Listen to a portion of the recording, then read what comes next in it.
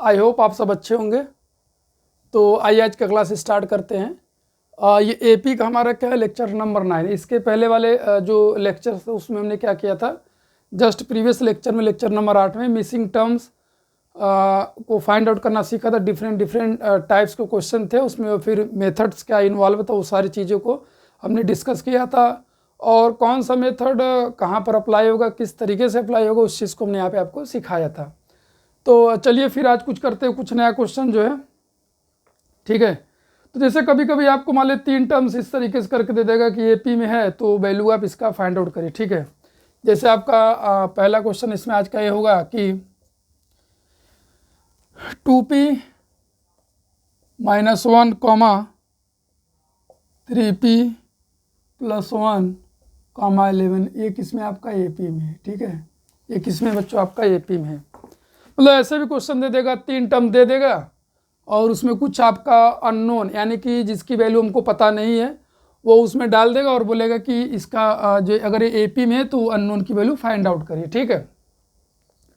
तो इसमें सिंपल सामने बताया था कि जब 3 टर्म्स कभी भी अगर एपी में होते हैं, ऐसे 3 टर्म्स दे देगा, 4 टर्म दे देगा, 5 टर्म दे देगा, तो सिंपल से कुछ करने की ज़रूरत नहीं, बहुत ईजी है ये।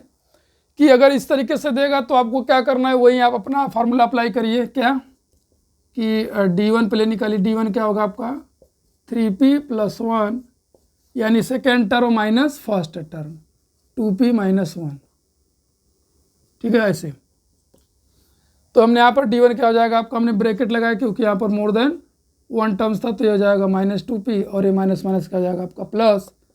तो 2p और 3p इसको एक साथ लिख लीजिए, 2p माइनस और 1 कितना आ जाएगा आपका 2, तो यहाँ से कितना आ जाएगा आपका p + 2। 3p में से 2p को माइनस करेंगे, क्या आएगा p + 2। ये आ गया d1। और d2 कैसे निकालेंगे, 11 third term minus second term. तो फिर से यहाँ पर आपको क्या करना पड़ेगा, ब्रैकेट लगाना पड़ेगा। तो अब यहाँ पर देखिए 11 माइनस यहाँ पर हो जाएगा 3p, फिर ये में जाएगा -1। तो 11 में से 1 को माइनस करेंगे, ये वाला कांस्टेंट के शॉर्ट ऑपरेशन -3p ऐसे लिख लीजिए, तो हो जाएगा 10 - 3p, ठीक है। तो यहाँ पे आपने d1 और d2 निकाल लिया, यानी कि कॉमन डिफरेंस को निकाल लिया। अब अगर ये तीनों टर्म एपी में तो कॉमन डिफरेंस क्या होना चाहिए, सेम होना चाहिए। तो d1 = d2 कर देंगे, because they are in AP, ये सब तीनों क्या है एपी में है। तो d1 की वैल्यू आपके पास क्या है p + 2 = और d2 की वैल्यू क्या है 10 - 3p है, 10 - 3p है। तो p वाले को एक साइड ला दीजिए, p ये 3p इधर लाएंगे तो कितना आ जाएगा +3p और इस 2 को उधर लेकर जाएंगे। बेसिकली लीनियर इक्वेशन है कि वेरिएबल एक साइड और कांस्टेंट अदर साइड। तो p और 3p कितना आ जाएगा 4p और यहाँ से आएगा 8। तो p की वैल्यू क्या आ जाएगी, मल्टीप्लाई में तो क्या चला जाएगा डिवाइड में, इससे कैंसिल होकर p की वैल्यू कितना आ जाएगी बच्चों 2 आ जाएगी, ठीक है।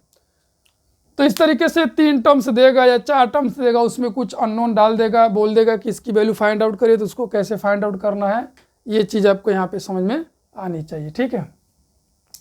तो आई होप बच्चों ये आपको समझ में आया होगा कि किस तरीके से क्वेश्चन है, तो हमको कैसे उस अननोन को हमको फाइंड आउट करना है। तो आई होप आपको समझ में आया होगा। इसे आप नोट कर ले तो फिर अगले टाइप के क्वेश्चन की तरफ चले हम, ठीक है।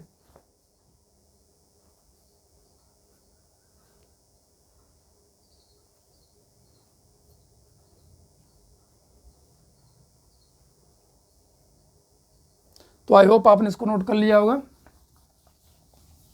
ऐसे क्वेश्चंस बहुत हो सकते हैं, बना सकते हैं, कोई इसमें वो डाउट नहीं है, ठीक है। अब आपका जो क्वेश्चन नंबर 2 है उसमें जैसे आपको दे देगा, ऐसे बोलेगा कि विच टर्म यानी इस एपी का कौन सा टर्म ये होगा, इस टाइप के क्वेश्चन की ये एपी दिया रहेगा, बोलेगा कि इसका कौन सा टर्म ये होगा, ठीक है। ये थोड़ा अलग टाइप का क्वेश्चन है। तो यहाँ पर हम लिख देते हैं विच टर्म,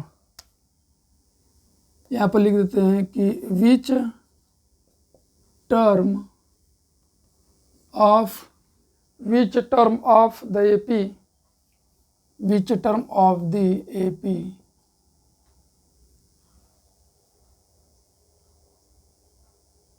तीन 8 18, which term of the AP 3 8 3 है, 8 है, 13 है,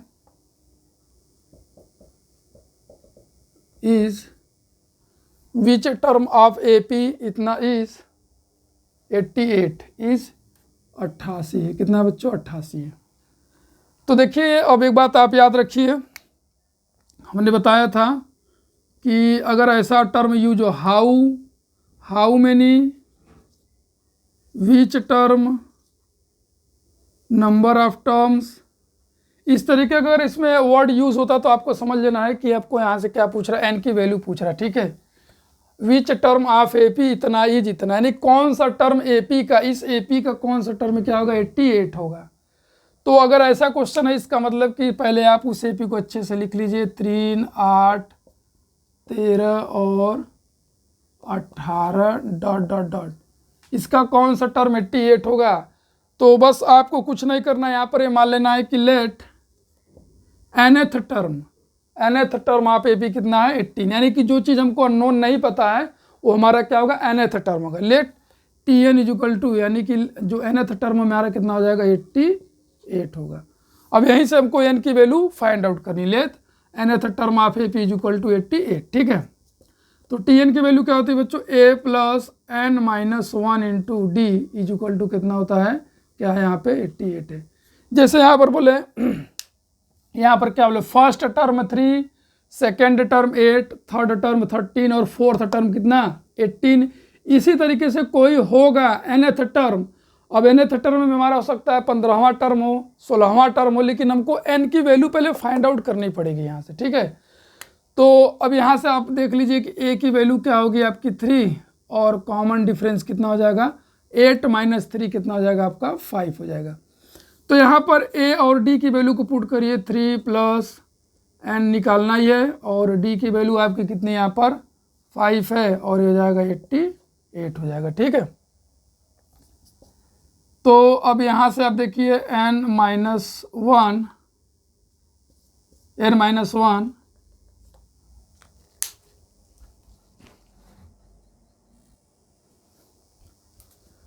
यहाँ से बच्चों n माइनस 1 मल्टीप्लाइड बाई 5, अब 3 को आप उधर भेज दो तो क्या आ जाएगा? 88 minus 3, that is n minus 1 multiplied by 5 equal to, यहाँ पर आ जाएगा आपका 85 आ जाएगा। तो यहाँ पर देखिए 5 पूरे मल्टीप्लीकेशन में उधर क्या आ जाएगा आपका? डिवाइड हो जाएगा। क्या हो जाएगा? डिवाइड, यानी कि 88 बाई 5। आप इसको 5 से दोनों मल्टीप्लाई करके भी कर सकते थे। तो यहाँ से जाएगा n minus 1 is equal to 5 पंजा 5, 5 7 35, 1 उधर जाएगा तो क्या आ जाएगा? 17 plus 1, that is n is equal to कितना जाएगा? 88 हो जाएगा, 18, यानी जो उसका 18th टर्म होगा, यानी यहाँ पर n की जगह क्या हो जाएगा? 18th हो जाएगा, यानी कि इसका 18वां टर्म होगा, क्या होगा आपका? 88 होगा। इस तरीके के क्वेश्चन में आपको ऐसे ही एज्यूम करके इसको सॉल्व करना है कि let nth term is equal to इतना। इस तरीके से क्वेश्चन अगर आपको देता है तब आपको सॉल्व करना। ठीक है, चलिए का क्वेश्चन इसी पर और सॉल्व कर लेते हैं। ठीक है, तो इसको आप जल्दी से नोट कर लें। आई होप आपने इसको नोट कर लिया होगा, मिटाते इरेज करते। ठीक, तो A और D आपको चाहिए, इसे प्रॉपर तरीके से पुट करके लीनियर इक्वेशन बनेगा, उसको आपको क्या कर लेना? सॉल्व कर लेना। ठीक, तो यहाँ पर हम AP को थोड़ा सा चेंज कर देते हैं।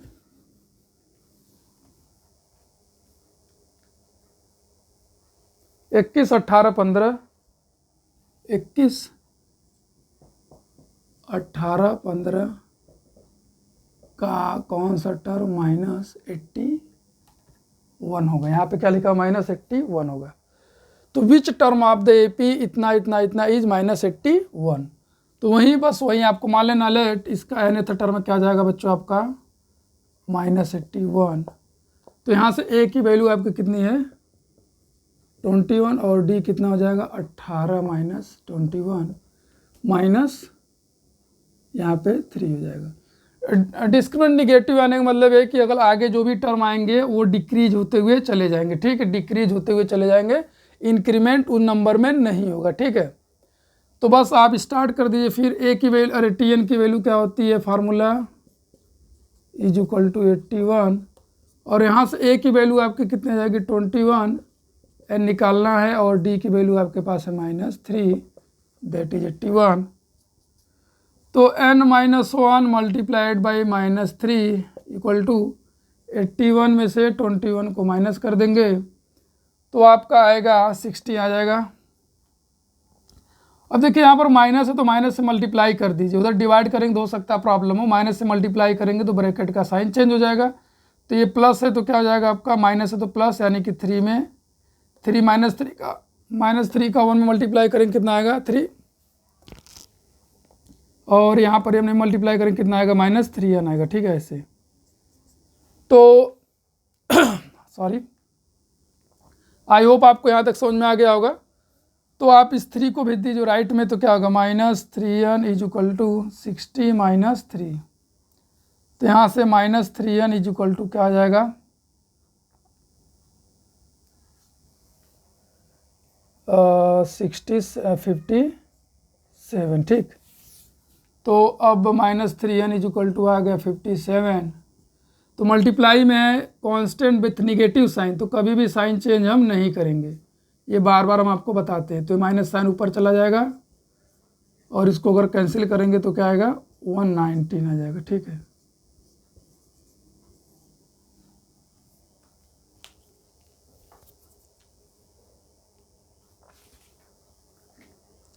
यहाँ पर आप एक चीज़ ऑब्जर्व कर रहे होंगे जो है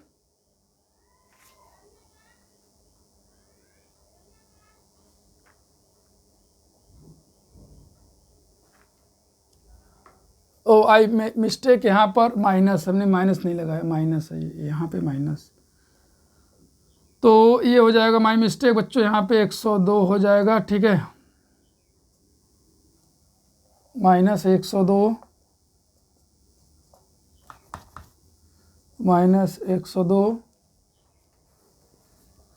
कह रहे हैं कि माइनस कैसे आ गया, तो ये हो जाएगा -102।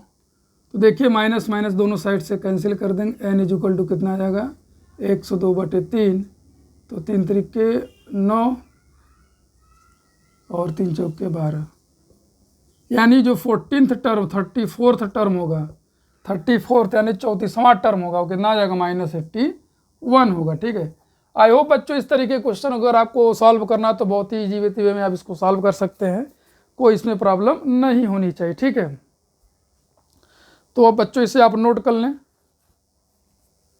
तो आई होप आपने इसको नोट कर लिया होगा। तो फिर हम चलते हैं नेक्स्ट क्वेश्चन की तरफ। देखिए मिला जुला कर वही कि सिंपल एक लीनियर इक्वेशन बन रहा है और उसमें वो बेसिक जो चीज़ें यूज हो रही हैं, जो बेसिक कॉन्सेप्ट है, नंबर को उधर ले जाना, नंबर को डिवाइड करना, प्लस माइनस, यही सब इन्वॉल्व है। तो सब आप थोड़ा सा उसमें मिस्टेक ना करें और उस चीज़ को आप अच्छे से सुधार लेंगे तो गलतियाँ होने के चांसेस बहुत ही कम रहेगा। तो ठीक है बच्चों, तो फिर हम चलते हैं नेक्स्ट क्वेश्चन की तरफ। तो नेक्स्ट क्वेश्चन में देखिए अगला क्वेश्चन क्या होगा आपका, जैसे आपको ये दिया रहेगा कि जनरल टर्म दिया रहेगा। ठीक है, इसमें क्या होगा बच्चों, आपको जनरल टर्म दिया रहेगा, यानी वो रूल दिया रहता है, nth टर्म दिया रहेगा। तो उस nth टर्म के हेल्प से आपको बताना है कि जो सीक्वेंस है वो AP में होगा कि नहीं होगा। ठीक है, तो चलिए आइए क्वेश्चन करते हैं। डिटर्मिनेशन, यहाँ पर टॉपिक डाल देते हैं,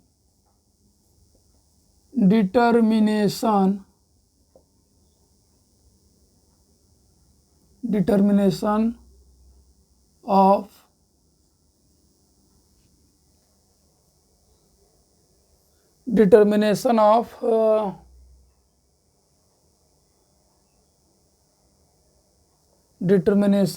a sequence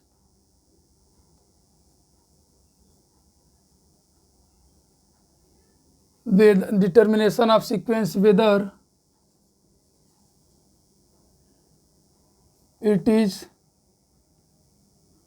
determination of sequence whether it is in AP or not from nth term. Determination of sequence whether it is in AP और नॉट फ्रॉम nth टर्म, मतलब ये हुआ कि nth टर्म के nth टर्म से जो sequence बनेगा उस सीक्वेंस एपी में होगा कि नहीं होगा, ये इस टॉपिक का हमारा मतलब है। ठीक है, यानी एक nth टर्म दिया होगा सीक्वेंस का, वो हमको सीक्वेंस बनाना है, उसके बाद वो एपी में होगा कि नहीं वो चीज़ हमको फाइंड आउट करना है।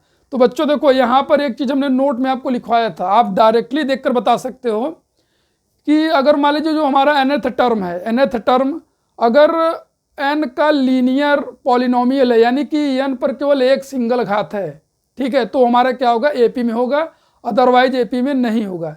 या तो कांस्टेंट हो या तो क्या हो लीनियर पॉलिनोमियल ऑफ n हो। लीनियर पॉलिनोमियल का मतलब है कि उस जो हमारा वेरिएबल उसमें इन्वॉल्व होगा, जैसे n हो सकता है, x हो सकता है, उसके पावर कितना होना चाहिए 1 होना चाहिए। ठीक है, तो ये चीज़ हमने आपको बता रखा है कि जो हमारा nth टर्म होता है वो लीनियर पावर ऑफ n होता है या तो क्या होता है कांस्टेंट होता है। तो देखकर ही हम डायरेक्टली बता सकते हैं।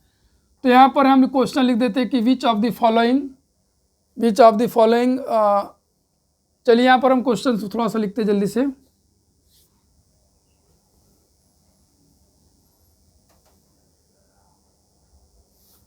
जैसे फर्स्ट क्वेश्चन है हमारा, इसमें दिया रहेगा